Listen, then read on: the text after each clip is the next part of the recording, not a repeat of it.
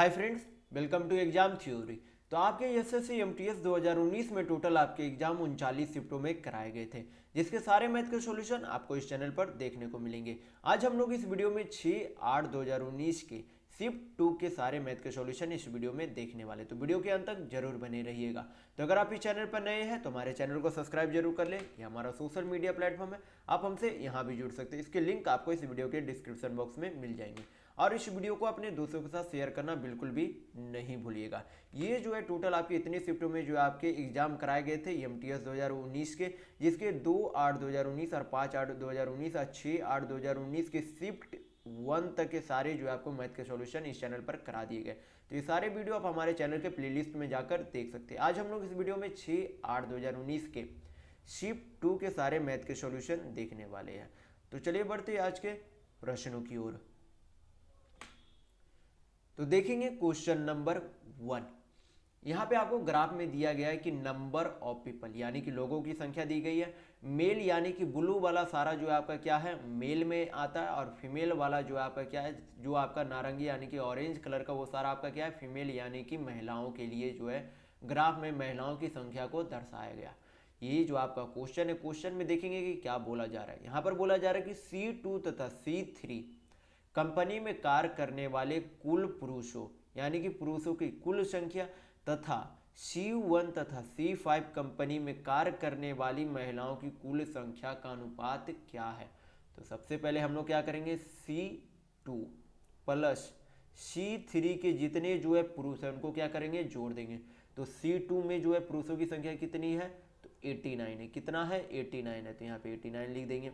C3 में जो है पुरुषों की संख्या कितनी है, 92 है, तो 92 यहाँ पर लिख देंगे। तो जोड़ेंगे कितना आता है यहाँ पर, 9 2 11 9 8 17 1 18, यानी कि टोटल जो है C2 और C3 के जो है पुरुषों की संख्या कितनी हो गई, 181 हो गई। तो यहाँ पर से भी आप क्या कर सकते हैं, आंसर को डायरेक्ट ऑप्शन वाइज यहाँ पर मार सकते हैं, यानी कि आपका ऑप्शन नंबर 3 बिल्कुल सही होता है। आप जो है आगे इसे सॉल्यूशन करने की ज़रूरत नहीं, आप करना चाहे तो यहाँ पर कर सकते हैं। देखेंगे यहाँ पर जो है C1 और C5 का जो है योग क्या होता है। तो C1 में जो है महिलाओं की संख्या कितनी है, 81 है, तो यहाँ पे 81 लिख देंगे। C5 में जो है महिलाओं की संख्या कितनी है, 36 है, 36 यहाँ पे लिख देंगे। आप क्या करेंगे, जोड़ देंगे। तो 6 1 60 8 3 11, यानी कि दोनों का अनुपात जो है कितना आ जाता है, 181 अनुपात 117 आ जाता है। तो आप सिर्फ जो है C2 और C3 का हल कर कर भी जो आप ऑप्शन वाइज यहाँ पर जो है आप ऑप्शन 3 को जो है यहाँ पर टिक कर सकते हैं। परीक्षाओं में जो है आपको इतना जो है लंबा नहीं करेंगे, परीक्षा में आपको जो है सिर्फ पहला हल करेंगे, अगर वो ऑप्शन में मिल रहा है तो क्या करेंगे, उसे टिक कर कर आगे करने की कोशिश करेंगे, आगे क्वेश्चन करने की कोशिश करेंगे, क्योंकि आपका जो है समय का वैल्यू बहुत होता है परीक्षाओं में। तो चलिए बढ़ते हैं नेक्स्ट क्वेश्चन की ओर। तो देखेंगे क्वेश्चन नंबर 2।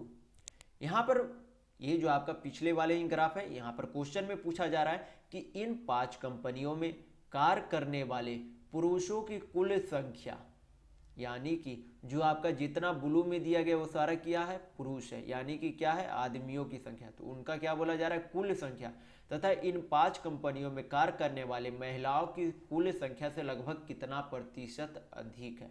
तो सबसे पहले हमें निकालना क्या पड़ेगा कि कुल टोटल मेल यानी कि आदमियों की संख्या कितनी है, और टोटल जो है फीमेल यानी कि औरतों की संख्या जो है कितनी है। तो हमें क्या करना पड़ेगा, दोनों का अलग अलग योग पहले निकालना पड़ेगा। तो C1 में जो है पुरुष कितने हैं, तो 76, अगला में 89 है, फिर उसके आगे जो है 92 है, फिर उसके आगे 96 है, फिर उसके आगे जो है कितना है, 44 है।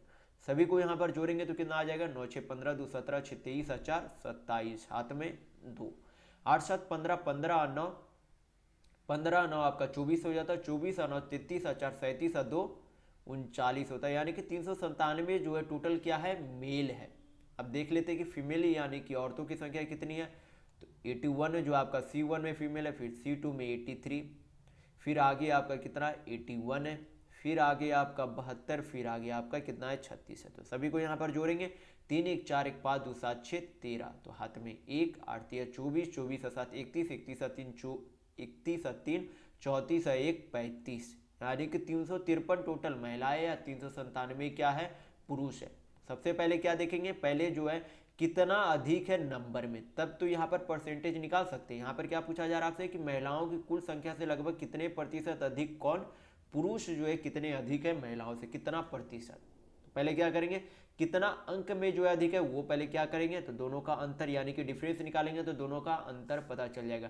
तो कितना हो जाएगा 60, यानी कि 37 और 7 आपका कितना हो जाता है, 37 और 7 44, दोनों का अंतर कितना है 44 अंतर है।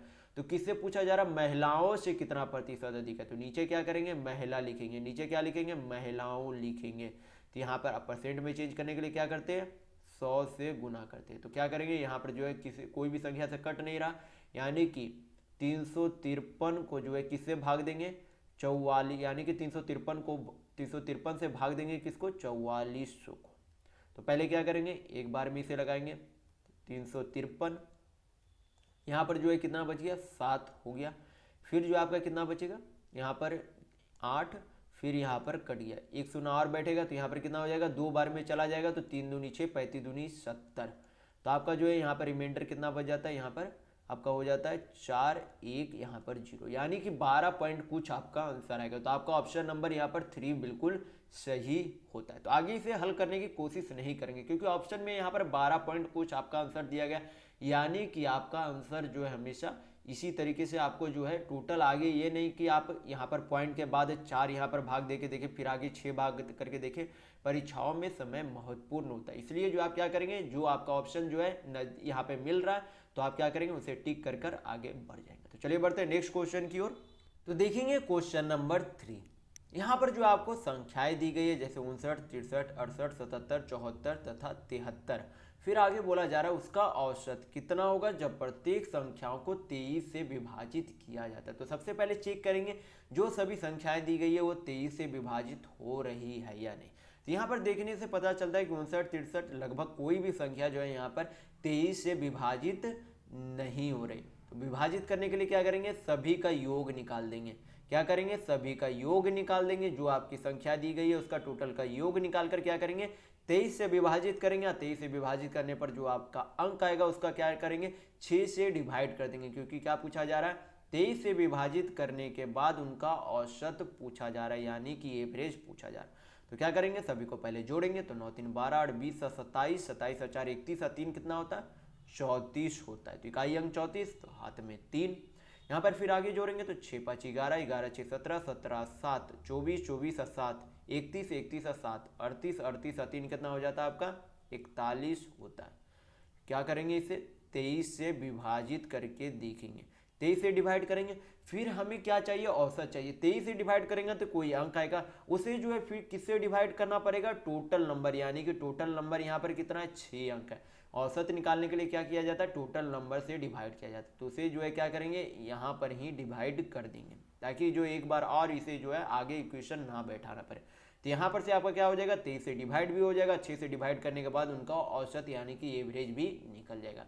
तो क्या करते हैं इसे हल करेंगे, 6 से काटेंगे यहाँ पर, तो 6 6 36 6 9 54, 23 से 69 को काटेंगे कितना बार में चला जाएगा 3 बार में चला जाएगा, यानी कि सभी संख्याओं को 23 से विभाजित करने पर उसका एवरेज यानी कि औसत कितना आता है 3 आता है। तो इस पूरे जो है क्वेश्चन का आंसर कितना हो जाएगा 3, यानी कि आपका ऑप्शन नंबर 2 बिल्कुल सही होगा। तो चलिए बढ़ते हैं नेक्स्ट क्वेश्चन की ओर। तो देखेंगे क्वेश्चन नंबर 4। यहाँ पर दिया गया है कि वह जो है सबसे बड़ी संख्या कौन सी है जो 460 491 तथा 553 को विभाजित करने पर प्रत्येक मामले में कितना शेष रहता है 26 शेष रहता है। तीसरे जो आप दो तरीके से बना सकते हैं, या तो बेसिक तरीका से या फिर बाई ऑप्शन से। तो सबसे पहले मैं इसे जो है आपको बाई ऑप्शन से डिवाइड करना बता देता हूँ। तो यहाँ पर जो है 26 को क्या करेंगे जो भी आपकी सभी संख्या से क्या कर देंगे 26 को माइनस कर देंगे, क्योंकि जो संख्या 26 से माइनस होगी वही संख्या क्या होगी आपके ऑप्शन से विभाजित होनी चाहिए। क्योंकि क्या बोला जा रहा है यहाँ पर कि कोई भी संख्या उसे जो है 460 को जो है विभाजित करने पर शेष कितना बचता है 26 बचता है, यानी कि जब उस संख्या में से 26 घटा दिया जाएगा तो वह संख्या जो है क्या हो जाएगी उस संख्या से, वह सबसे बड़ी संख्या से क्या हो जाएगी विभाज्य यानी कि भाग हो जाएगी। तो यहाँ पर क्या करते हैं यहाँ पर जो है भाग, यहाँ पर जो है सबसे पहले माइनस करते हैं, तो यहाँ पर कितना बचेगा 4 बचेगा, यहाँ पर आ गया 5, 5 में से 2 गया 3, यहाँ पर 4, यानी कि 434 जो है क्या होना चाहिए विभाज्य होना चाहिए। तो सबसे पहले जो है सबसे बड़ी संख्या बोली जा रही है तो 33, यहाँ पर 35 से विभाजित करेंगे तो 35 दूनी 70, 4 छक 42, यानी कि 35 से विभाज्य नहीं होगा, यानी कि ऑप्शन नंबर आपका 2 नहीं होगा। ऑप्शन नंबर 4 यहाँ पर देख लेते हैं, तो यानी कि 33 से अगर वो संख्या विभाज्य है तो वो संख्या 11 से भी विभाज्य होनी चाहिए। तो 11 से विभाज्य करके यहाँ पर देखेंगे तो 11 से विभाज्य 4 4 8, यानी कि आपको क्या करना पड़ता है 11 से विभाज्य के लिए आपका जो है ऑड नंबर पर यानी कि विषम नंबर पे जो आपकी संख्या रहती है उनका जोड़कर और जो सम संख्या पे रहती है उनका जो है घटाकर, यानी कि जो सम संख्या पर उन्हें जोड़ देंगे और जो विषम संख्या पर उनका जोड़कर दोनों का अंतर जो है क्या होना चाहिए, या तो 0 होना चाहिए या फिर 11 से डिविजल होना चाहिए। तो यहाँ पर दोनों का अंतर कितना आ रहा है 5, ये तो ना तो 0 आ रहा है ना ही 11 आ रहा है, यानी कि ये संख्या जो है 33 से भी विभाज्य नहीं होगी। अब देख लेते कि 31 से विभाज्य होती है या नहीं, तो 31 से यहाँ पर करेंगे भाग देंगे तो कितना बचेगा 9 3 12 124, तो 31 चौक जो है आपका 124 कट जाता है, यानी कि 31 से जो ये संख्या कट रही है। 27 से भी अब देख लेते हैं यहाँ पर, तो 27 आपका कितना हो जाता है 13 3 16 164, तो आपका यहाँ पर 27 से नहीं कटेगा, 27 से जो है क्या होगा 434 नहीं कटेगा। तो आपका ऑप्शन नंबर यहाँ पर एक ही बनता है, कौन सा, ऑप्शन नंबर 3। इसे जो है आप बाई ऑप्शन से बना सकते हैं या फिर इसे बनाना चाहेंगे तो आप जो है इस तरीके से इसे बना सकते हैं। सबसे पहले जो है कितना कितना नंबर है, पहला नंबर 460 था, दूसरा नंबर 491, तीसरा नंबर कितना है 553 है, कितना है 553। तो क्या करेंगे यहाँ पर सभी का पहले डिफरेंस निकाल लेंगे, कितना सभी का क्या करेंगे डिफरेंस निकाल देंगे, यानी कि 460 में से 491 जाएगा तो कितना बचेगा 31 बचेगा, कितना बचेगा 31। फिर यहाँ पर क्या करेंगे 491 में से 553 गया तो कितना बचेगा 9 इधर इधर 53, यानी कि कितना बच जाएगा 62 बच जाएगा। फिर हमें क्या करना है 460 में से 553 को माइनस करना है, यानी कि 40 इधर 53 उधर, यानी 50 और 40 90, तो कितना हो जाता है 93। तीनों का क्या ले देंगे, जो आपका अंतर निकला उसका क्या ले लेंगे HCF, यानी कि महत्तम ले लेंगे, वही आपका क्या हो जाएगा यहाँ पर जो है सबसे बड़ी संख्या होगी जो कि ये सबको क्या करेगी विभाज्य करेगी। तो 31 62 और 93 का HCF यानी कि महत्तम जो है कितना होता है तो 31 होता है, कितना होता है 31, यानी कि 31 होता है। या तो आप बाई ऑप्शन बना सकते हैं या फिर आप इसे बेसिक तरीका से बना सकते हैं, दोनों ही जो आपको तुरंत ही शायद ये बन जाएगी आपको अगर दोनों तरीका पता हो तो दोनों तरीके से आपका ऑप्शन नंबर जो है 3 यहाँ पर आंसर आता है। तो चलिए बढ़ते हैं नेक्स्ट क्वेश्चन की ओर। तो देखेंगे क्वेश्चन नंबर 5, यहाँ पर जो है x अनुपात y अनुपात z का जो है अनुपात दिया गया, कितना कितना मान दिया गया 1:2:3 दिया गया। फिर आगे क्या दिया गया x² y² प्लस z² जो है क्या दिया गया 224 योग दिया गया। आपसे पूछा क्या जा रहा है कि x plus Y plus z क्या होगा। तो सबसे पहले हमें निकालना क्या पड़ेगा x y z का मान निकालना पड़ेगा। तो सभी में क्या मान लेंगे x मान लेंगे ताकि आगे हल करने पर क्या हो कन्फ्यूजन ना हो। तो x² x का मान कितना है 1x, यानी कि मान x है, तो x का स्क्वायर करेंगे तो कितना हो जाएगा x² हो जाएगा। तो यहाँ पर जो है x कन्फ्यूजन हो तो यहाँ पर a मान लेते, क्या मान लेते x की जगह a मान लेते, क्या मान लेते a मान लेते, यानी कि x का मान क्या हो गया 1 × a यानी कि a हो जाएगा। तो x² करेंगे तो कितना हो जाएगा a² हो जाएगा, क्या हो जाएगा a²। अब y का मान कितना है यहाँ पर 2a है, तो y² करेंगे तो कितना हो जाएगा 2 दूनी 4 a² हो जाएगा। उसी तरीके से z² का मान कितना है 3 है, तो z² यहाँ पर करेंगे तो कितना हो जाएगा 3 3 9 a² हो जाएगा। और तीनों का योग कितना दिया गया 224 दिया गया, कितना दिया गया 224। यहाँ पर हल करते तो 9 1 10 4 14 a² आपका आता है। तो यहाँ पर इक्वल टू में 224 लिख देंगे, 14 से इसे क्या करेंगे काटेंगे तो 14 1 और यहाँ पर 6 2 8 14 6 84, यानी a² बराबर जो है वैल्यू कितना आ गया 16। तो 16 किसका स्क्वायर है तो a बराबर जो है क्या हो जाएगा 4, 4 का स्क्वायर क्या है 16 है, यानी कि a का वैल्यू जो है कितना आ गया 4 आ गया। हमसे पूछा क्या जा रहा है x plus Y plus z का मान पूछा जा रहा है। तो जब यहाँ पर जो है तीनों का जो है यूनिट यहाँ पर जोड़ा जाएगा तो तीनों का योग यहाँ पर कितना आता है 3 a 2 a 1, यानी कि 3 2 5 1 6 आता है, कितना आता है 6a। a का वैल्यू कितना है 4 है, यानी कि a के जगह क्या बैठा देंगे यहाँ पर 4 बैठा देंगे, यानी कि 6 चौक जो है कितना हो जाएगा 24 हो जाएगा, यानी कि x plus Y plus z का वैल्यू जो है कितना आ गया आपका 24 आ गया, यानी कि आपका 24 जो है सही आंसर होगा। तो आपका ऑप्शन नंबर 1 बिल्कुल सही है। तो चलिए बढ़ते हैं नेक्स्ट क्वेश्चन की ओर। तो देखेंगे क्वेश्चन नंबर 6, यहाँ पर दिया गया है कि a का 26% जो है कितना, 832 है। तो पूछा जा रहा है ए के 31% का मान कितना होगा। तो यहाँ पर क्या करेंगे, 1% यानी कि 1% का, ए के 1% का वैल्यू निकाल लेंगे। तो ए का 26% जो है कितना दिया गया है, 832 दिया गया। तो 26 से यहाँ पर काट लेते, 26 दिया आपका कितना हो जाता है 78, और 26 दूनी 52, यानी कि ए का 1% का मान कितना है, 32 है। तो आपसे पूछा क्या जा रहा है, ए के 31% का मान। तो क्या मैं दोनों तरफ अगर 31 से गुना कर दूं तो क्या आ जाएगा आपका, ए का 31% का मान क्या हो जाएगा, यहाँ पर ए के 31% का मान कितना हो जाएगा, 32 इंटू 31 हो जाएगा। तो 32 इंटू 31 करेंगे तो कितना हो जाएगा, 32 या 96, और फिर आपका 32 हो जाएगा, यानी कि 992 हो जाएगा। तो ए का जो है 31% कितना हो गया, 992 हो गया। तो आपका ऑप्शन नंबर 3 बिल्कुल सही होगा। तो चलिए बढ़ते हैं नेक्स्ट क्वेश्चन की ओर। तो देखेंगे क्वेश्चन नंबर 7। यहाँ पर आपसे पूछा जा रहा है, ये जो आपके पहले वाले ही क्वेश्चन वाले ग्राफ है, नंबर ऑफ पीपल दिया गया है, मेल और फीमेल यानी कि आदमी और औरतों के अलग अलग दिए गए। आपसे पूछा जा रहा है क्वेश्चन में कि कार्य करने वाली महिलाओं की प्रति कंपनी औसत संख्या कितनी है। तो आपको क्या निकालना है यहाँ पर, कि टोटल महिलाओं की संख्या कितनी है, यानी कि क्या निकालना है, टोटल महिलाओं की संख्या कितनी है। तो क्या करेंगे, सभी को जोड़ देंगे। C1 में जो है महिलाएं कितनी है, 81, C2 में 83 है, C3 में फिर से आपका 81 है, C4 में महिलाओं की संख्या 72 और C5 में 36 है। सभी को क्या करेंगे, यहाँ पर जोड़ देंगे। तो 3, 1 4, 1 5, 2 7, 6 कितना हो गया, 13। तो हाथ में 1, 8 या 24 और 7 31, 31 और 3 34 है, 1 कितना हो गया, 35, यानी कि 353 जो है टोटल महिलाएं हैं। तो यहाँ पर टोटल यानी कि कुल औरतों की संख्या नहीं पूछी जा रही है, यहाँ पर पूछा क्या जा रहा है, प्रति कंपनी औसत संख्या महिलाओं का कितना है। तो यहाँ पर जो है टोटल कंपनी कितना है, 5 है। कितना कंपनी है, 5 है। यहाँ पर टोटल महिलाओं की संख्या कितना है, 353 है। टोटल महिलाओं की संख्या, टोटल जो है कंपनियों की संख्या कितनी है, 5 है। तो जब 353 को 5 से डिवाइड करेंगे तो क्या पता चल जाएगा, प्रति कंपनी में महिलाओं की संख्या कितनी है।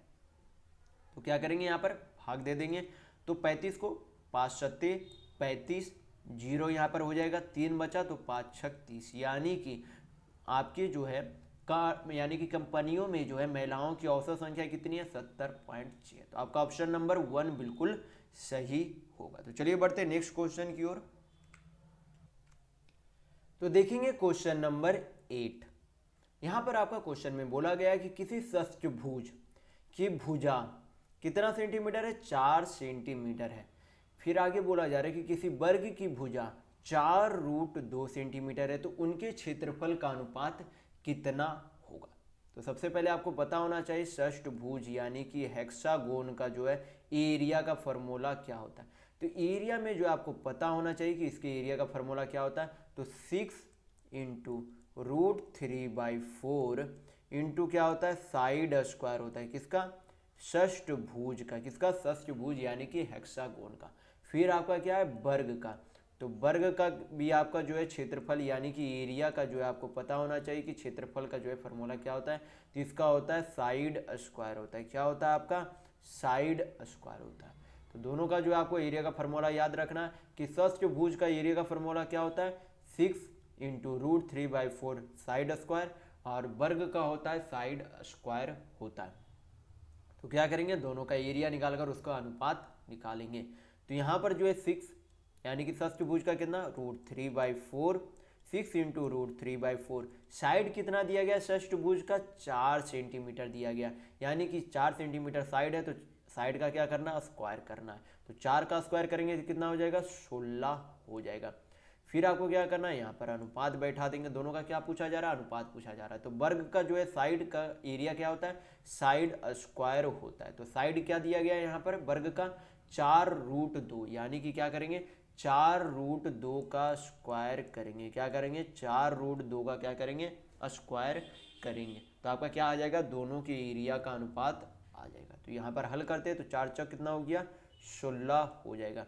फिर यहाँ पर कितना हो जाएगा, 6 चौक 24√3 हो जाएगा। कितना हो जाएगा, 6 चौक 24√3, यहाँ पर अनुपात रहेगा। इसका स्क्वायर करेंगे तो कितना हो जाएगा, 4 चौक 16 दूनी 32 हो जाएगा। कितना हो जाएगा, 4 चौक 16 दूनी 32। 4 का स्क्वायर करेंगे तो 16, √2 का स्क्वायर करेंगे तो 2, तो 16 दूनी कितना हो जाएगा, 32 होगा। तो यहाँ पर क्या करेंगे, हल करेंगे तो 8 तिया 24, 8 चौक 32, यानी कि कितना आ गया, दोनों का अनुपात 3√3:4 आ जाएगा। तो आपका ऑप्शन नंबर 2 बिल्कुल सही होगा। तो चलिए बढ़ते हैं नेक्स्ट क्वेश्चन की ओर।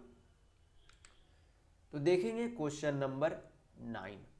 यहाँ पे बोला जा रहा है कि यदि लाभ विक्रय मूल्य का 20% है, यानी कि बोला क्या गया है कि प्रॉफिट जो है यानी कि लाभ जो है एसपी का कितना, यानी कि विक्रय मूल्य का कितना प्रतिशत है, 20% है। यानी कि परसेंट को हटाएंगे तो नीचे में क्या चला जाएगा, 100 चला जाएगा। तो 20 से काटेंगे कितना बार में चला जाएगा, 5 बार में। यानी कि प्रॉफिट यानी कि लाभ बटा एसपी यानी कि लाभ बटा क्या हो गया, विक्रय मूल्य का कितना आ जाएगा, 1/5। यानी कि प्रॉफिट जो है कितना है, लाभ कितना है, 1 यूनिट। एसपी यानी कि विक्रय मूल्य कितना है, 5 यूनिट। यहाँ पे पूछा आपसे क्या जा रहा है, तो लाभ लागत मूल्य का कितना प्रतिशत है, यानी कि आपका जो प्रॉफिट हुआ वो जो है सीपी यानी कि लागत मूल्य पर जो है कितना प्रतिशत लाभ हुआ है। तो यहाँ पर एक जो है आपका क्या हुआ, प्रॉफिट हुआ है, सीपी हमें पता नहीं है। तो एसपी यानी कि विक्रय मूल्य जो अब आपका 5 है, प्रॉफिट आपका क्या है, 1 है, तो सीपी क्या होगा आपका 5 - 1 यानी 4 यूनिट होगा। क्योंकि आपको पता होना चाहिए सीपी जो है क्या होता है, एसपी माइनस प्रॉफिट होता है, यानी कि क्रय मूल्य बराबर जो क्या होता है, विक्रय मूल्य माइनस लाभ होता है। तो आपका क्या निकल जाता है, सीपी यानी कि क्रय मूल्य निकल जाता है। तो 5 में से 1 गया तो 4, यानी कि सीपी कितना हो गया, 4। तो नीचे क्या लिख देंगे, 4। परसेंट में चेंज करने के लिए प्रॉफिट को क्या करेंगे, 100 से गुना करेंगे। तो 4 से 100 को काटेंगे कितना बार में चला जाएगा, 25 बार में चला जाएगा। यानी कि टोटल लाभ जो है परसेंट में कितना होगा, 25% का लाभ होगा उस वस्तु पर। तो आपका ऑप्शन नंबर 3 बिल्कुल सही होगा। तो चलिए बढ़ते हैं नेक्स्ट क्वेश्चन की ओर। तो देखेंगे क्वेश्चन नंबर 10। यहाँ पे बोला गया कि स्टूडियो ए के 5 टेक्नीशियन जो है किसी कार को कितने दिनों में कर सकते हैं, 30 दिन में कर सकते हैं। फिर आगे आपका बोला गया कि स्टूडियो बी में बी के 8 टेक्नीशियन उसी कार को 15 दिनों में कर सकते हैं। तो आपसे पूछा गया कि स्टूडियो ए के 1 टेक्नीशियन और स्टूडियो बी के 1 टेक्नीशियन मिलकर उस कार को जो है कितने दिनों में कर सकते हैं। तो सबसे पहले हमें क्या निकालना पड़ेगा, ए और बी का एफिशिएंसी यानी कि कार्य क्षमता निकालनी पड़ेगी। तो आपको पता होना चाहिए कि टोटल वर्क बराबर जो है क्या होता है, टोटल वर्क यानी कि कुल कार्य बराबर क्या होता है, इफिशियंसी इनटू इफिशियंसी यानी कि जितने जो आपके मैन पावर है, मैन पावर या फिर इफिशियंसी की जगह यहाँ पर क्या बोल सकते हैं, मैन, यानी कि man into days into hour होता है। क्या होता है, man into days into hour होता है। या फिर आपका 2 भी रहा तो वो भी आपका क्या होगा, टोटल वर्क यानी कि कुल कार्य होगा। तो यहाँ पर ए की इफिशियंसी क्या मान लेते, ए की इफिशियंसी यहाँ पर ए ही मान लेते, क्या मान लेते, ए ही मान लेते। ए की इफिशियंसी क्या मान लेते, यानी कि कार्य क्षमता क्या मान लेते, ए ही मान लेते। यानी कि ए इफिशियंसी के कितने टेक्नीशियन आपके जो है कितने हैं, 5 है, और कितने दिनों के लिए कार्य करते, 30 दिनों के लिए कार्य करते। तो ये आपका क्या आ गया, कुल कार्य यानी कि टोटल वर्क आ गया। तो उसी कार्य को बी में भी जो है क्या मान लेते, बी स्टूडियो की कार्य क्षमता जो है क्या मान लेते, बी ही मान लेते, क्या मान लेते, बी ही मान लेते। यानी कि बी की कार्य क्षमता से 8 टेक्नीशियन जो है कितने दिनों में करते, 15 दिन में करते। तो इधर भी आपका क्या हो गया, टोटल वर्क यानी कि कुल कार्य हो गया। तो कुल कार्य इक्वल टू कुल कार्य हो गया। दोनों कार्य बराबर है क्योंकि दोनों जो है कौन से काम को करते हैं, एक ही काम को करते हैं, दोनों जो है एक ही काम को करते हैं। तो दोनों का कुल कार्य जो है क्या होगा, बराबर होगा। इसे हल करेंगे तो आपका क्या आ जाएगा, ए और बी का एफिशिएंसी यानी कि कार्य क्षमता निकल जाएगा। तो यहाँ पर क्या करेंगे, हल करेंगे तो 5 तिया 15, 3 दहें 30, और यहाँ पर 2 से 5 और 2 चौक 8, यानी कि ए बाई बी करेंगे, फिर जो उधर कितना हो जाएगा, 4/5 हो जाएगा।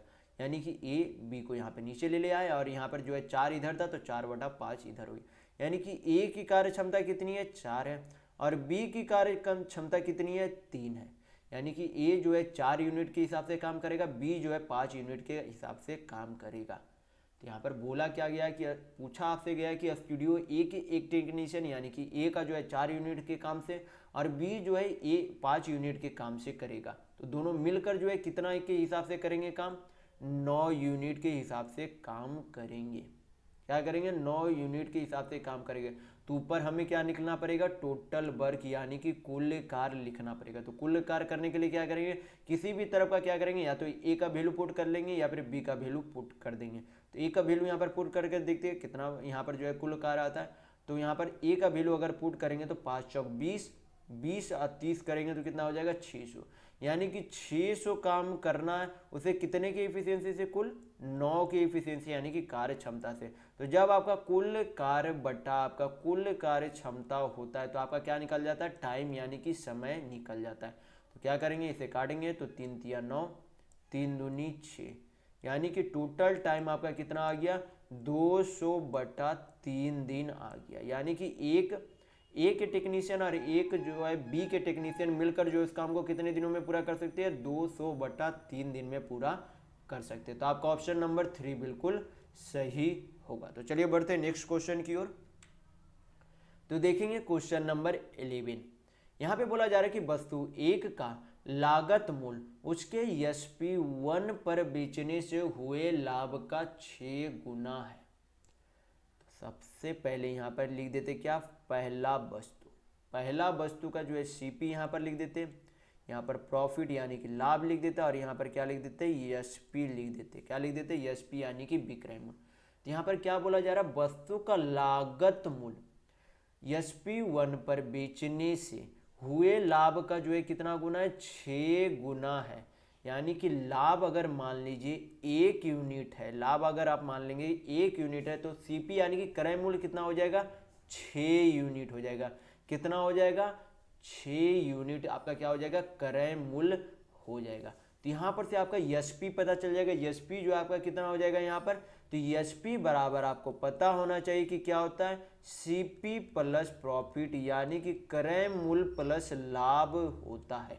तो यहाँ पर विक्रय मूल्य क्या आ जाएगा, 6 + 1 करेंगे तो 7 आपका क्या हो जाएगा, विक्रय मूल्य हो जाएगा। तो सभी यहाँ पर क्या आ गया, यूनिट में वैल्यू आ गया कि एक का जो पहले वस्तु का जो है सीपी यानी कि क्रय मूल्य 6 यूनिट है, प्रॉफिट उसमें 1 यूनिट का हुआ, एसपी यानी कि विक्रय मूल्य कितना है, 7 यूनिट है। अब यहाँ पर बोला जा रहा है वस्तु 2, तो यहाँ पर क्या लिखेंगे, वस्तु 2। तो आगे देखेंगे वस्तु 2 में जो है क्या बोला जा रहा है। तो यहाँ पर वस्तु 2 में बोला जा रहा है कि वस्तु 2 का लागत मूल्य उसे जो है SP2 पर बेचने से हुई हानि का जो है कितना है, 3 गुना है। कितना गुना है, 3 गुना है। तो यहाँ पर भी क्या कर देते हैं, सीपी। अगर यहाँ पर क्या हो रहा है, हानि हो रहा है, तो यहाँ पर लॉस लिख देते हैं। और यहाँ पर क्या है, एसपी यानी कि विक्रय मूल्य। यानी कि कोई वस्तु को बेचने पर हानि का जो है कितना गुना है, 6, यानी कि कितना गुना है, 3 गुना है। कितना गुना है यहाँ पर, 3 गुना है। यानी कि अगर लॉस 1 यूनिट हो रहा है, कितना यूनिट, 1 यूनिट हो रहा है, तो सीपी यानी कि क्रय मूल्य कितना हो जाएगा, 3 यूनिट हो जाएगा। तो आपका एसपी यहाँ पर निकल जाएगा। एसपी बराबर जो है निकालने के लिए आप यहाँ पर क्या करना पड़ेगा, क्योंकि यहाँ पर लॉस हुआ है, क्या हुआ, लॉस हुआ है। तो सीपी माइनस क्या करेंगे, लॉस करेंगे। क्या करेंगे, क्रय मूल्य माइनस हानि करेंगे। तो आपका क्या निकल जाएगा, एसपी यानी कि विक्रय मूल्य निकल जाएगा। तो 3 में से 1 गया तो कितना बचेगा, 2 बचेगा। कितना बचेगा, 2 बचेगा। तो यहाँ पर आप क्या आ गया, सभी का अनुपात में यूनिट में वैल्यू आ गया। यानी कि सीपी जो है यहाँ पर 6 यूनिट वैल्यू है, सभी जो है यहाँ पर क्या आ गया, अनुपात में वैल्यू आ गया। यानी कि पहले वस्तु का CP 6 unit, profit 1 unit, SP 7 unit, यानी कि विक्रय मूल्य कितना, 7 यूनिट। दूसरे वस्तु का भी आपका क्या पता चल गया, क्रय मूल्य, हानि और आपका विक्रय मूल्य पता चल गया। तो यहाँ पर आगे क्या बोला गया, यदि दोनों वस्तुओं का लागत मूल्य समान है, लेकिन यहाँ पर लागत मूल्य हमें क्या दिख रहा, अलग अलग दिख रहा है। दूसरे वस्तु का लागत मूल्य यहाँ पे 3 दिख रहा है, पहले वस्तु का लागत मूल्य यहाँ पर क्या दिख रहा है, 6 दिख रहा है। तो क्या करेंगे, लागत मूल्य यहाँ पर बराबर करने के लिए 2 से गुना कर देंगे। क्या करेंगे, 2 से गुना कर देंगे, ताकि 3 दूनी 6 ये भी बन जाए। तो आपका क्या हो जाएगा, लागत मूल्य समान हो जाएगा। यहाँ पर लागत मूल्य समान करेंगे तो 3 दूनी 6 हो गया, बाकी सब में भी क्या हो जाएगा, गुना हो जाएगा। तो यहाँ पर 2 हो जाएगा और 2 दूनी 4 आपका एसपी यानी कि विक्रय मूल्य हो जाएगा।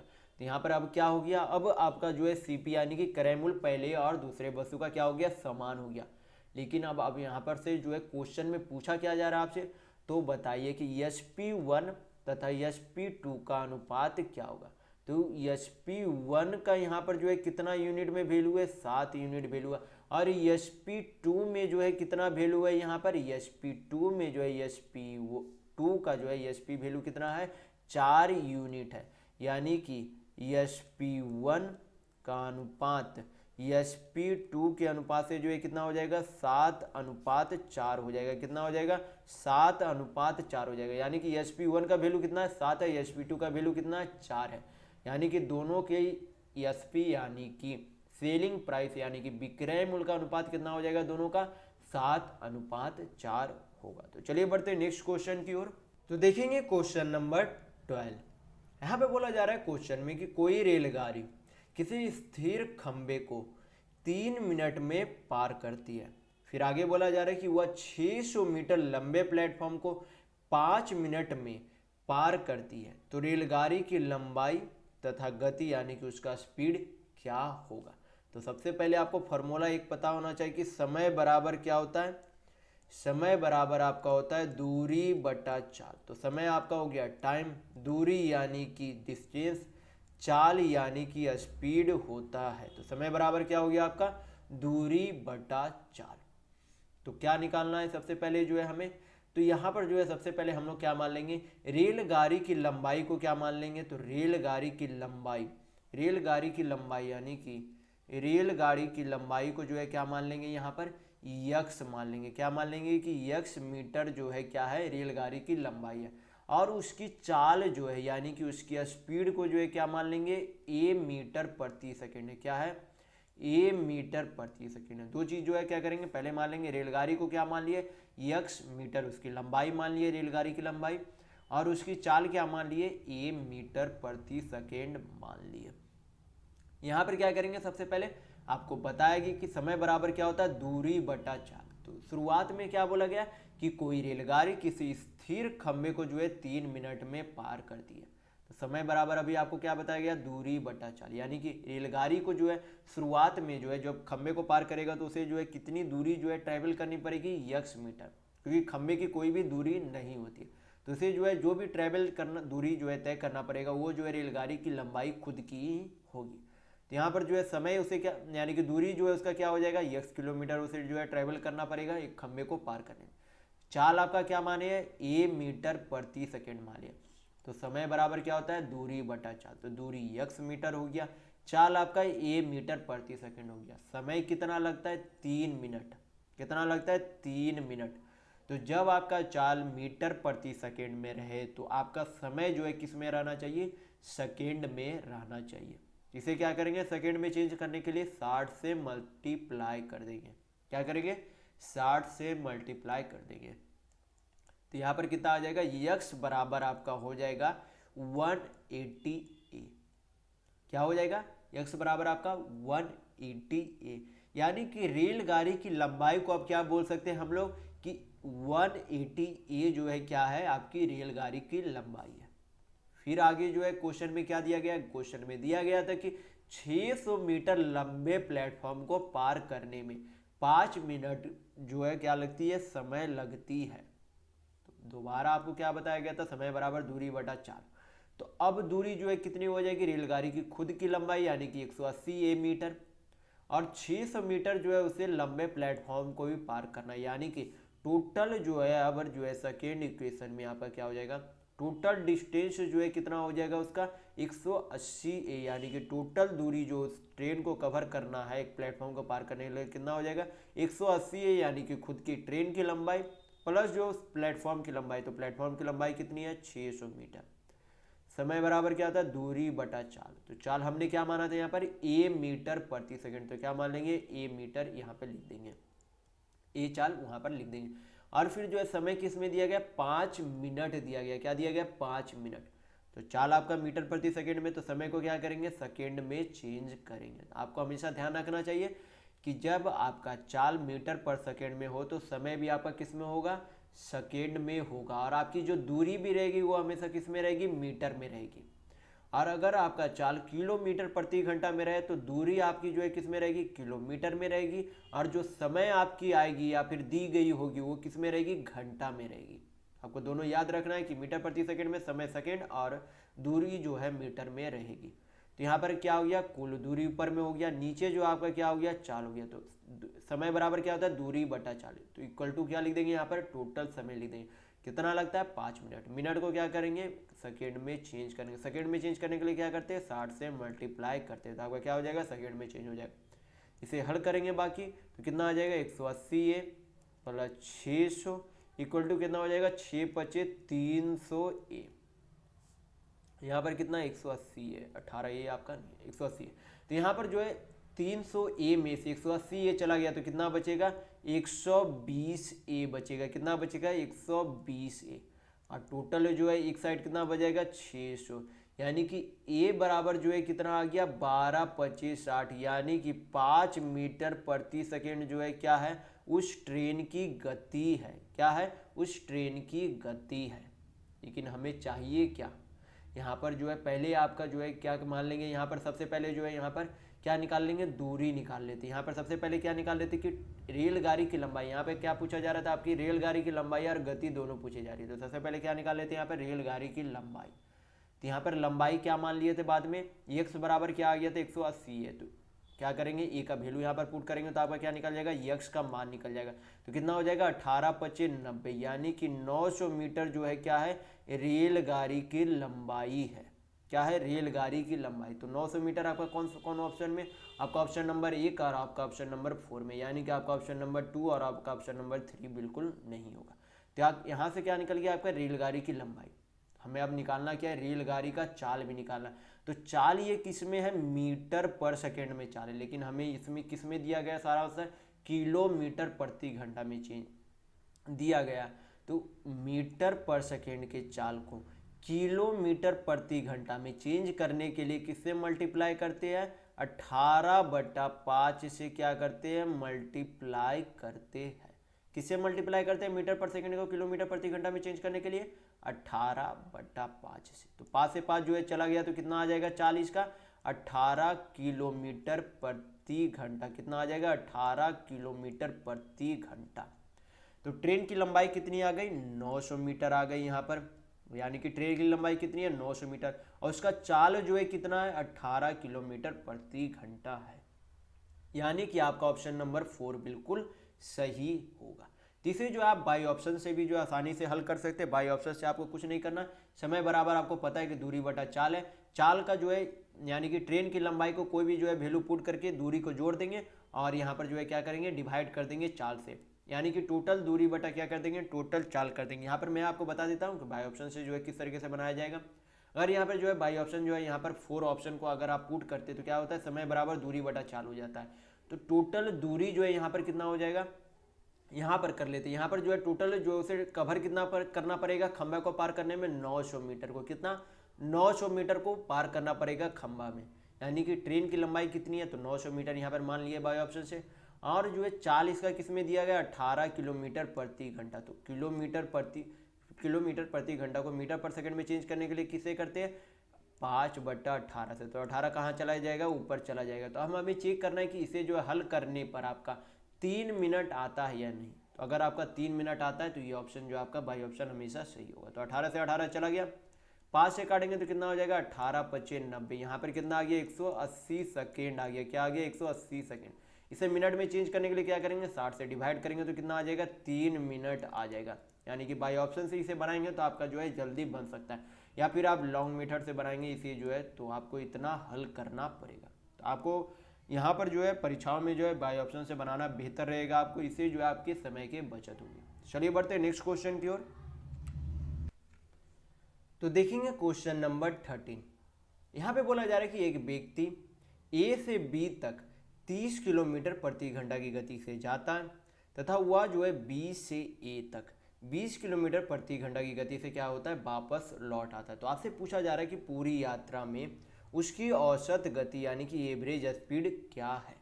तो आपको जो है एवरेज स्पीड निकालने के लिए आपको जो एक फार्मूला पता होना चाहिए कि क्या होता है, 2 × v1 यानी कि पहली गति इंटू v2 यानी कि दूसरी गति बाई क्या होता है आपका v1 प्लस v2 होता है। तो एवरेज स्पीड यानी कि औसत गति निकालने के लिए आपको जो हमेशा याद रखना, एवरेज स्पीड कब इस फार्मूले पर जो है बैठता है, तब जब आप समान दूरी जाते यानी कि कोई दूरी जहां तक गए उतना ही दूरी जो है वापस आते, तब आपका ये फार्मूला लगता है औसत चाल निकालने के लिए।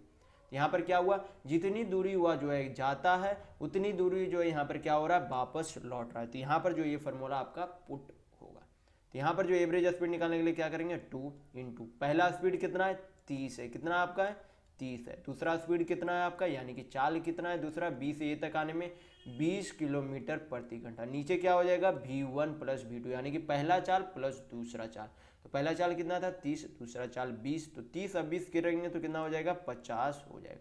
तो एक शून्य चला गया, 5 चौक कितना हो जाएगा 20 हो जाएगा। तो 4 तिया 12 दूनी 24 किलोमीटर प्रति घंटा क्या हो गया आपका एवरेज स्पीड यानी कि औसत चाल हो गया। तो आपका ऑप्शन नंबर यहाँ पर 2 बिल्कुल सही होगा। तो एवरेज स्पीड के लिए आपको जो है फार्मूला हमेशा याद रखना है। तो चलिए बढ़ते हैं नेक्स्ट क्वेश्चन की ओर। तो देखेंगे क्वेश्चन नंबर 14। यहाँ पर दिया गया है कि ए तथा बी का औसत यानी कि एवरेज कितना है 36 है, बी तथा सी का औसत कितना है 42 है, और सी तथा ए के बीच जो है कितना अंतर है ये आपसे पूछा जा रहा है। तो क्या करेंगे, सबसे पहले ए और बी का औसत से क्या करेंगे योग निकाल देंगे। औसत यहाँ पर दिया गया तो योग निकाल देंगे। तो ए प्लस बी जो है कितना हो जाएगा, दो संख्याएं हैं, दोनों संख्याओं का औसत कितना है 36 है। तो दोनों संख्या का योग निकालने के लिए क्या करेंगे 36 में 2 गुना कर देंगे तो कितना हो जाएगा 72 हो जाएगा। फिर आगे क्या करेंगे बी प्लस सी का यहाँ पर वैल्यू निकाल लेंगे। तो बी प्लस सी का जो औसत यानी कि एवरेज कितना दिया गया 42 दिया गया। तो दोनों का योग निकालने के लिए क्या करेंगे 2 से गुना कर देंगे तो कितना हो जाएगा 42 दूनी 84 हो जाएगा। पूछा क्या जा रहा है सी माइनस ए यानी कि सी और ए के बीच जो है अंतर पूछा जा रहा है। तो क्या करेंगे यहाँ पर माइनस माइनस माइनस प्लस भी माइनस भी आपका क्या हो गया कट गया। तो यहाँ पर क्या हो गया ए माइनस सी आ गया। 72 में से 84 चला गया तो कितना बचेगा, यहाँ पर जो है क्या है ये पूरा माइनस का साइन है। तो 72 में से 84 चला गया तो कितना बचेगा 8 4 12 यानी कि -12 बचेगा। तो यहाँ पर जो है क्या है आपका सी जो है यहाँ पर बड़ा संख्या है। तो यहाँ पर जो है क्या हो जाएगा माइनस जो है कॉमन ले लेंगे तो सी माइनस ए हो जाएगा, माइनस यहाँ पर कॉमन ले लेंगे -12 माइनस से माइनस जो है क्या हुआ चला गया यानी कि सी माइनस ए का वैल्यू जो है कितना आ गया आपका 12 आ गया। यानी कि सी और ए के बीच जो है अंतर कितना है 12 है। तो आपका ऑप्शन नंबर यहाँ पर 3 बिल्कुल सही होगा। तो चलिए बढ़ते हैं नेक्स्ट क्वेश्चन की ओर। तो देखेंगे क्वेश्चन नंबर 15। यहाँ पर दिया गया कि दो संख्याओं का योग कितना है 77 है तथा उनका अनुपात जो है कितना दिया गया 6:5 दिया गया। आपसे पूछा क्या जा रहा है कि उनका अंतर कितना है। तो यहाँ पर जो है पहली संख्या मान लीजिए 6 यूनिट का, दूसरी संख्या जो है 5 यूनिट, यानी कि दोनों को जोड़ेंगे तो कितना हो जाएगा 11 यूनिट हो जाएगा। 11 यूनिट का वैल्यू कितना दिया गया 77 दिया गया। जब 77 को 11 से काटेंगे तो कितना बार में चला जाएगा 7 बार में, यानी कि 1 यूनिट का वैल्यू जो है कितना आ गया 7 आ गया। यहाँ पर पूछा क्या जा रहा है दोनों संख्याओं में अंतर पूछे जा रहे। तो दोनों संख्याओं में यूनिट में अंतर कितना है 6 में से 5 गया तो 1, यानी दोनों संख्याओं में जो है यूनिट में अंतर कितना है 1 यूनिट का अंतर है। तो 1 यूनिट का वैल्यू कितना आया था 7 आया था, यानी कि दोनों संख्याओं में अंतर जो है कितने का होगा 7 का होगा। कितने का होगा 7 का होगा। तो आपका ऑप्शन नंबर यहाँ पर 4 बिल्कुल सही होगा। तो चलिए बढ़ते हैं नेक्स्ट क्वेश्चन की ओर। तो देखेंगे क्वेश्चन नंबर 16। यहाँ पे बोला जा रहा है यदि 12,000 रुपये को 20% प्रति वर्ष की चक्रवृद्धि ब्याज पर, किस पर चक्रवृद्धि ब्याज पर 2 वर्षों के लिए निवेश किया गया तो ब्याज जो है कितना होगा। यानी कि आपका क्या पूछा गया चक्रवृद्धि ब्याज पूछा गया है।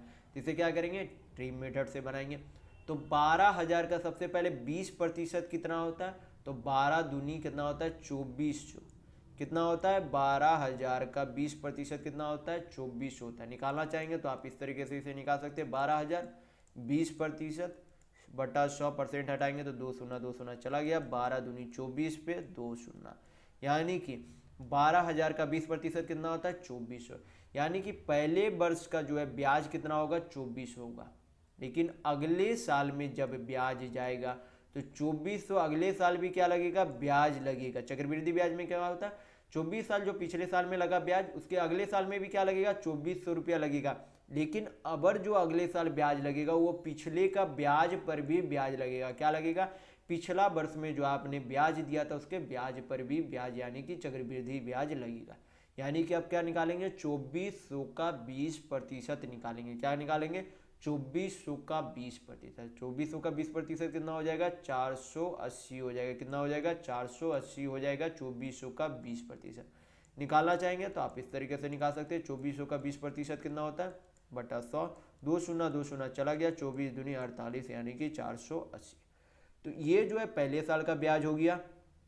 और दूसरे साल का ब्याज 2400 है, और जो आपका पिछले साल का ब्याज लगा उसके ब्याज पर भी ब्याज लगेगा, यानी कि 480 रुपया क्या है, ब्याज पर का भी ब्याज है। यानी कि ये टोटल आपका क्या हो गया, कंपाउंड इंटरेस्ट, यानी कि चक्रवृद्धि ब्याज टोटल हो गया। तो यहाँ पर कितना हो जाएगा टोटल, 24 दूनी 4800, कितना हो गया, 24 दूनी 4800 प्लस 480, यानी कि 48 4 कितना हो गया, 5280 रुपये क्या है आपका चक्रवृद्धि ब्याज है। किसका, 12,000 रुपये के 20% की दर से 2 वर्षों का चक्रवृद्धि ब्याज कितना है, 5280, यानी कि 5280 रुपये है। तो आपका ऑप्शन नंबर 4 बिल्कुल सही होगा। तो चलिए बढ़ते हैं नेक्स्ट क्वेश्चन की ओर।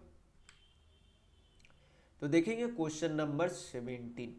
यहाँ पे बोला गया कि यदि 1000 रुपये को 12.5% की प्रति वर्ष की साधारण ब्याज पर 2 वर्षों के लिए क्या किया गया, निवेश किया गया, तो आपसे पूछा जा रहा है कि मिश्र धन क्या होगा, यानी कि अमाउंट क्या होगा, आपसे ये पूछा जा रहा है।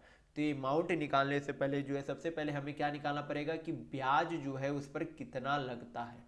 तो ब्याज निकालने के लिए, यानी कि सिंपल इंटरेस्ट निकालने के अब एकमात्र फॉर्मूला होता है, क्या होता है, P into R into T by 100 equal to आपका क्या हो जाता है, SI, यानी कि सिंपल इंटरेस्ट। तो P से आपका प्रिंसिपल यानी कि मूलधन, R से रेट यानी कि दर, T से टाइम यानी कि समय, SI से सिंपल इंटरेस्ट यानी कि साधारण ब्याज होता है।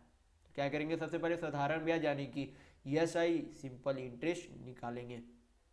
तो प्रिंसिपल आपका यानी कि मूलधन कितना दिया गया, 1000 दिया गया। रेट यानी कि दर कितना दिया गया, 12.5% दिया गया। कितना दिया गया, 12.5%। समय कितना दिया गया, 2 वर्ष दिया गया। नीचे क्या करेंगे, 100 से डिवाइड करेंगे, पॉइंट हटाएंगे तो 1 शून्य और चला जाएगा, यानी कि 2 शून्य 1 3 शून्य, तो 3 शून्य चला गया। 125 इंटू 2 करेंगे तो कितना आ जाएगा आपका, 250 आ जाएगा। कितना आ जाएगा, 250 रुपये, यानी कि 1000 का 12.5% की दर से ब्याज से 2 वर्षों का ब्याज कितना हो गया, 250 रुपया। तो अब हमें प्रिंसिपल भी पता है, प्रिंसिपल यानी कि मूलधन कितना है, 1000 रुपये, और SI यानी कि सिंपल इंटरेस्ट साधारण ब्याज आपका कितना, 250 रुपया। प्रिंसिपल आपका 1000, SI यानी कि सिंपल इंटरेस्ट आपका कितना है, 250 रुपया। तो अमाउंट बराबर क्या होता है, यानी कि मिश्र धन बराबर क्या होता है, मूलधन, यानी कि प्रिंसिपल प्लस सिंपल इंटरेस्ट, यानी कि मूलधन प्लस साधारण ब्याज होता है। तो आपका क्या निकल जाएगा, मिश्र धन यानी कि अमाउंट निकल जाएगा। तो क्या करेंगे, 1000 प्लस क्या करेंगे, 250 करेंगे, तो आपका क्या आ जाएगा, अमाउंट यानी कि मिश्र धन आ जाएगा। तो कितना हो जाएगा, 1000 प्लस 250, 1250 रुपये, यानी कि आपका ऑप्शन नंबर 2 बिल्कुल सही होगा। तो चलिए बढ़ते हैं नेक्स्ट क्वेश्चन की ओर। तो देखेंगे क्वेश्चन नंबर 18। यहाँ पे बोला गया कि एक वस्तु का अंकित मूल्य कितना, 2800 रुपये है, और उसका विक्रय मूल्य यानी कि SP कितना है, 2408 रुपया। तो पूछा जा रहा है कि छूट प्रतिशत क्या है। तो सबसे पहले देखेंगे छूट जो है रुपये में कितना है। तो डिस्काउंट बराबर जो है क्या होता है, मार्क्ड प्राइस, यानी कि अंकित मूल्य माइनस SP, यानी कि अंकित मूल्य माइनस विक्रय मूल्य होता है। तो अंकित मूल्य कितना है, 2800 रुपये माइनस 2408 रुपये, टोटल डिस्काउंट कितना हो जाएगा यहाँ पर 300, यानी कि 392 रुपये का जो है क्या हो गया यहाँ पर डिस्काउंट, यानी कि छूट हो गया। तो यहाँ पर निकालना क्या है, छूट प्रतिशत निकालना है। रुपये में यहाँ पर छूट नहीं पूछा जा रहा है, यहाँ पर छूट प्रतिशत पूछा जा रहा है। तो छूट कितना का दिया गया, 392 रुपये का। छूट हमेशा किस में दी जाती है, मार्क्ड प्राइस, यानी कि अंकित मूल्य में दी जाती है। आपको हमेशा ध्यान रखना है कि छूट हमेशा किस में दी जाती है, अंकित मूल्य में दी जाती है। तो नीचे क्या लिखेंगे, अंकित मूल्य को लिख देंगे। परसेंट में चेंज करने के लिए इसे क्या करेंगे, 100 से मल्टीप्लाई कर देंगे। तो 2 शून्य 2 शून्य चला गया, यहाँ पर काटेंगे तो 28 1, 9 2 11, 28 चौक, यानी कि डिस्काउंट आपका कितना हो गया, छूट कितना हो गया, 14% का छूट उस वस्तु पर दी गई थी। तो आपका ऑप्शन नंबर 3 बिल्कुल सही होगा। तो चलिए बढ़ते हैं नेक्स्ट क्वेश्चन की ओर। तो देखेंगे क्वेश्चन नंबर 19। ये जो आपका ग्राफ दिया गया, यहाँ पर जो है अंक दिया गया 10 से 12। तो इस तरीके के ग्राफ में जब आपका 10 से 12, 12 से 14 दिया रहे, तो इसका क्या मान ले, बीच का अंक मान ले, क्या कर ले, बीच का, यानी कि 10 और 12 के बीच का अंक कितना हो जाएगा, 11 हो जाएगा। 12 और 14 के जो है बीच का अंक कितना हो जाएगा, 13 हो जाएगा। उसी तरीके से 14 और 16 के बीच का अंक कितना हो जाएगा, 15 हो जाएगा। 16 और 18 के बीच का अंक 17, और 18 और 20 के जो है बीच का अंक कितना हो जाएगा, 19 हो जाएगा। और इधर क्या दिया गया, आपके छात्रों की संख्या दी गई, क्या दी गई है, छात्रों की संख्या दी गई। जैसे कि मानिए यहाँ पर जो है 11 अंक लाने वाले जो है छात्रों की संख्या कितनी है, 6 है। उसी तरीके से 13 अंक लाने वाले जो है छात्रों की संख्या कितनी है, 8 है। उस तरीके से यहाँ पर जो है सभी छात्रों की संख्या दी गई है कि लोग जो है कितना कितना अंक लाते हैं। तो यहाँ पर जो है आपका दिया गया आंकड़ों का जो है माध्य अंक कितना, ये आपसे जो है पूछा जा रहा है कि दिए गए आंकड़ों का जो है माध्य अंक यानी कि औसत, माध्य अंक यानी कि मीन होता है, और माध्य जो एक तरीके से औसत यानी कि एवरेज आपसे पूछा जाता है। तो क्या करेंगे, सबसे पहले जो है टोटल अंक निकालेंगे। टोटल अंक निकालने के बाद टोटल नंबर ऑफ स्टूडेंट से क्या करेंगे, डिवाइड करेंगे, तो आपका क्या निकल जाएगा, माध्य यानी कि मीन निकल जाएगा। तो 11 अंक लाने वाले, 11 अंक लाने वाले छात्रों की संख्या कितनी है, तो 6 है। कितनी है, 6 है। तो टोटल अंक कितना हो जाएगा, 11 छक 66 हो गया। फिर उसी तरीके से 13 अंक लाने वाले छात्रों की संख्या कितनी है, 8 है।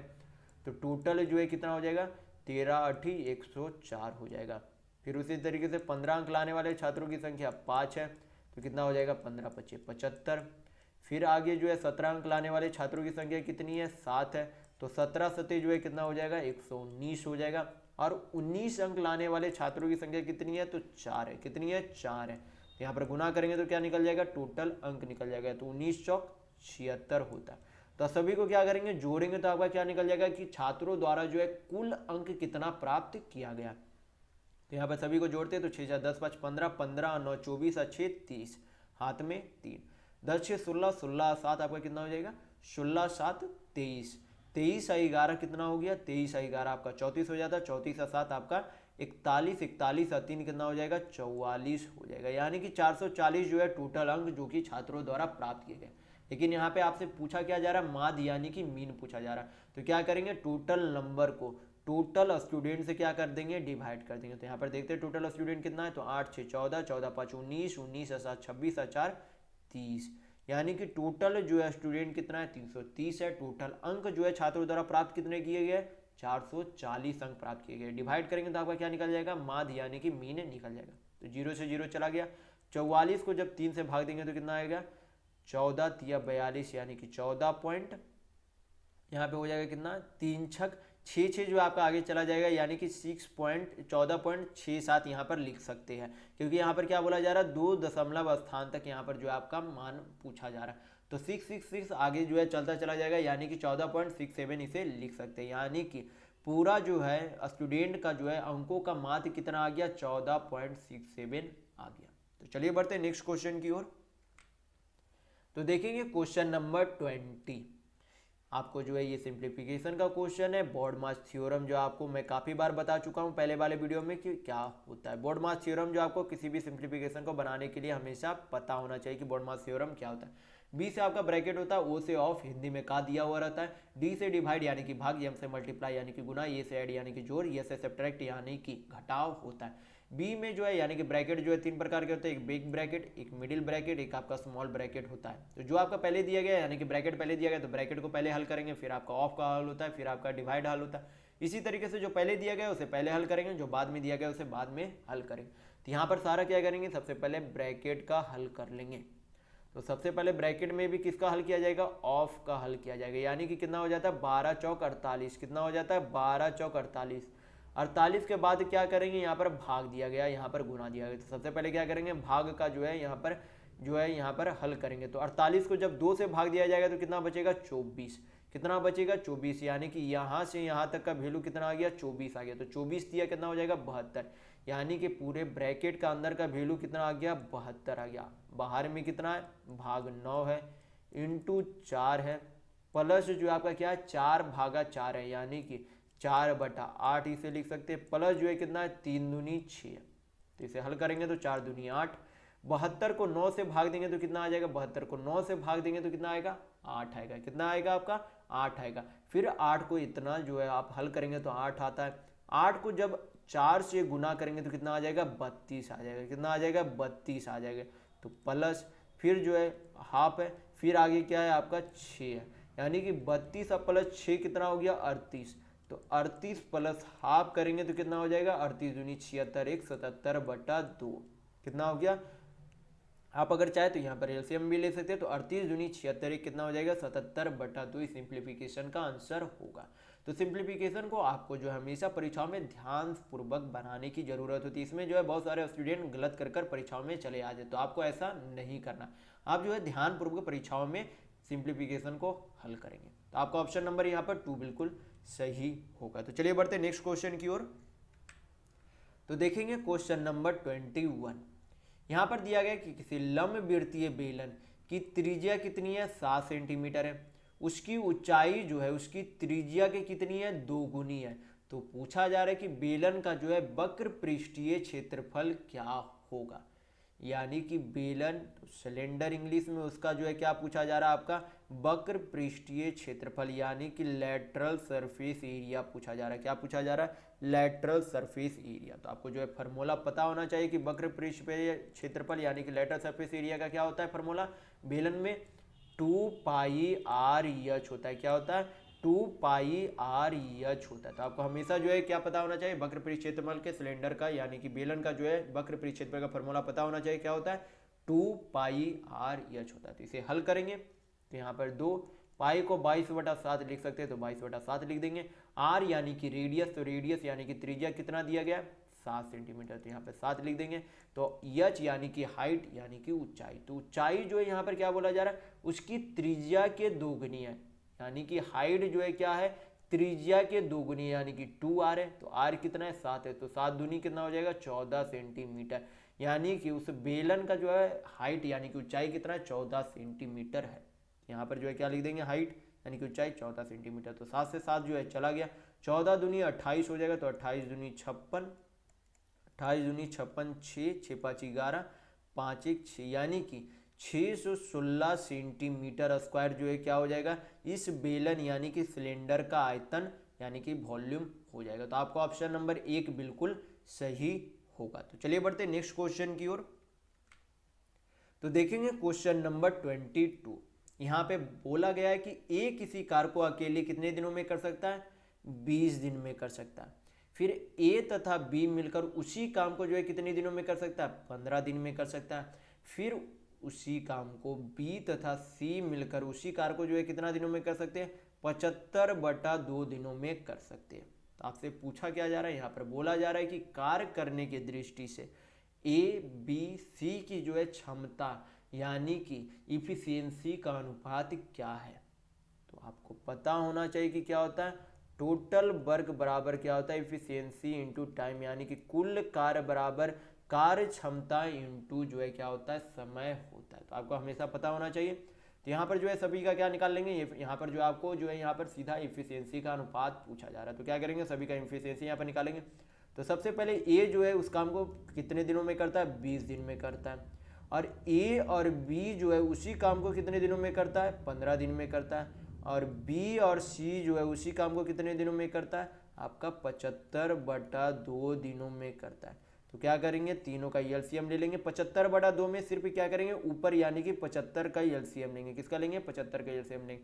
तो एलसीएम यहाँ पे लेंगे तो 150 में नहीं आ रहा आपका सब, तो यहाँ पर एलसीएम कितना हो जाएगा 300 हो जाएगा। 300 क्या हो गया आपके एलसीएम हो गया। तो जब 300 को 20 से डिवाइड करेंगे तो क्या निकल जाएगा ए का इफिशियंसी यानी कि ए की कार्य क्षमता निकल जाएगी। तो 300 को 20 से डिवाइड करेंगे तो कितना आ जाएगा 15 आ जाएगा। कितना आ जाएगा आपका 15 आ जाएगा, यानी कि ए की कार्य क्षमता कितनी है 15 है। तो अब क्या करेंगे 300 को 15 से भाग देते हैं यहाँ पर, क्योंकि ए और बी जो है कितने दिनों में करता है 15 दिनों में। तो 300 को 15 से भाग देंगे तो कितना हो जाएगा 20, कितना हो जाएगा 20। यानी कि ए और बी की जो है मिलाकर कार्य क्षमता कितनी है, यानी कि इफिशियंसी कितनी है, तो 20 है। फिर क्या करेंगे, 300 को 75/2 से भाग देंगे तो कितना आ जाएगा आपका 75 चौक 4 दूनी 8।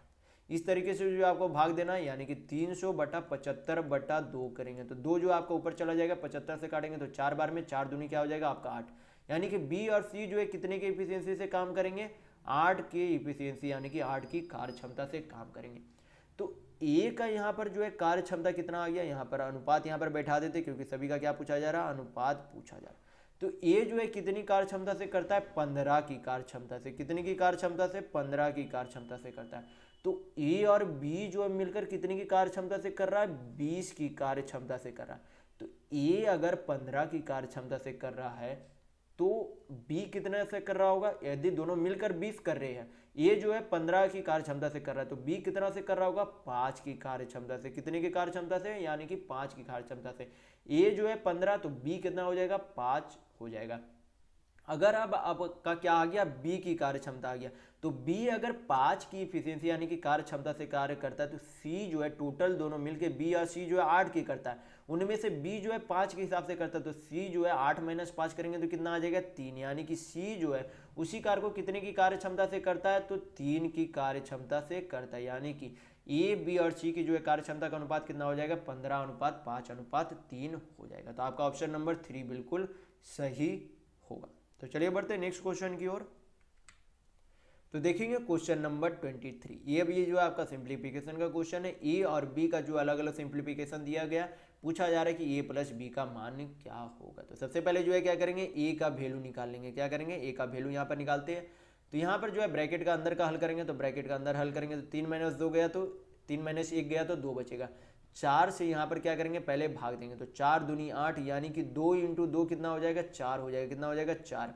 फिर आगे क्या है, 6 है, प्लस 6 इंटू दिया गया तो यहाँ पर इंटू लिख देंगे। भाग यहाँ पर 6 इंटू यहाँ पर क्या है, 3 है। क्या है, 3 है। फिर आगे आपका क्या है, भाग है तो भाग दे देंगे। यहाँ पर जो है क्या करेंगे, ऑफ का हल कर लेंगे तो 3 दूनी जो है कितना हो जाएगा आपका 6 हो जाएगा। कितना हो जाएगा, 6 हो जाएगा। इसे जो है बाकी जो है हल करेंगे तो 4 + 6 × 3 भाग है तो 6 जो है कहाँ चला जाएगा, नीचे की ओर आ जाएगा। यानी 6 से 6 चला गया, यानी कि 4 + 3 जो है कितना हो जाएगा, 7 हो जाएगा।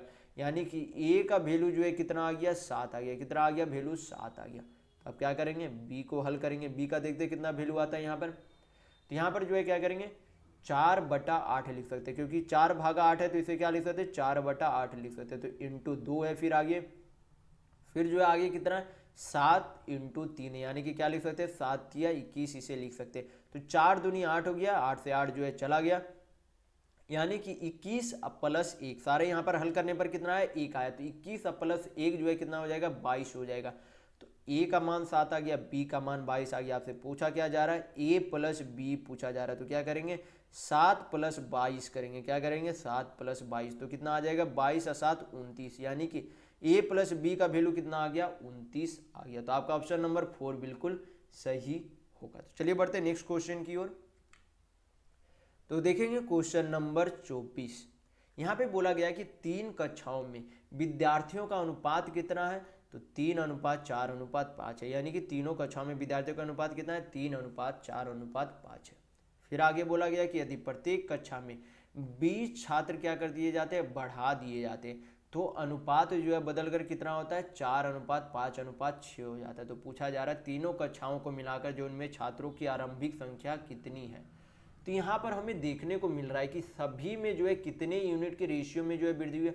यहाँ पर जो है पहले कक्षा में मान लीजिए 3 यूनिट जो है छात्र थे, तो बाद में बढ़ने के बाद 20 छात्र में कितना यूनिट हो गया, 4 यूनिट।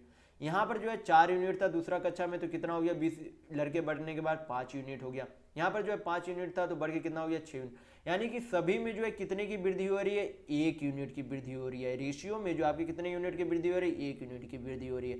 और 1 यूनिट का जो है यहाँ पर कितना वैल्यू दिया गया, 20 छात्र के बराबर दिया गया।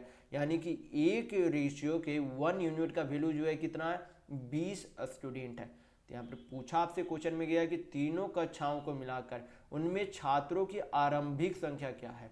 तो आरंभिक संख्या का अनुपात कितना दिया गया, 3:4:5 दिया गया।